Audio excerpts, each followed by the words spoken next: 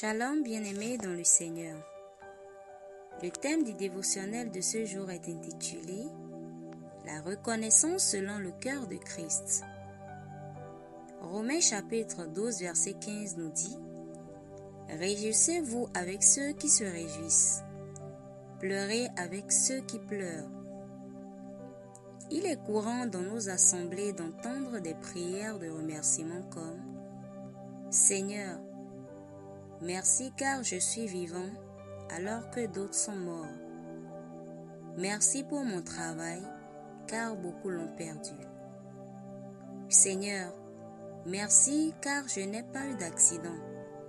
Beaucoup sont à l'hôpital. » Même si l'intention est sincère, cette forme d'action de grâce est souvent maladroite et égocentrique. Pourquoi ? Parce qu'elle compare notre bénédiction à la douleur des autres, comme si Dieu nous avait favorisés aux dépens d'autrui. Pire encore, cela peut blesser ceux qui, assis à côté de nous, vivent une saison de perte, de maladie ou de chômage. Jésus ne disait jamais « Père, je te loue car je ne suis pas malade comme eux ». Non, il compatissait, guérissait, restaurait. Il voyait la douleur de l'autre comme une opportunité de manifester la gloire de Dieu, pas comme un contraste flatteur à sa propre position. Luc chapitre 18 versets 11 à 14 décrit un pharisien qui disait « Merci car je ne suis pas comme les autres ». Et Jésus a dit que ce genre de prière n'est pas justifié devant Dieu. On peut remercier Dieu sans faire référence à la douleur des autres.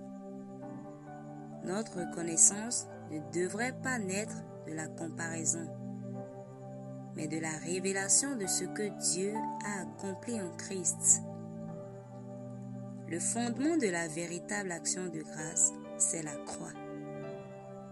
Les épîtres ne cessent de montrer que la plus haute forme de reconnaissance naît de la compréhension de l'œuvre achevée de Christ. Nos prières doivent être remplies de compassion, pas de compétition spirituelle. Il est préférable de dire « Merci pour la croix, pour ton pardon, pour ta fidélité. Je suis porteur de ta présence, de ton esprit, ton amour et ta miséricorde. Je te confie ceux qui souffrent aujourd'hui. » Prière inspirée. Seigneur, je te rends grâce non en me comparant, mais en te reconnaissant comme ma source. Je te loue pour ta bonté constante, même dans les tempêtes. Mon cœur demeure sensible à ceux qui souffrent. Je suis un canal de ta compassion, un instrument de ta paix. Je rejette l'orgueil spirituel et j'embrasse l'humilité de Christ.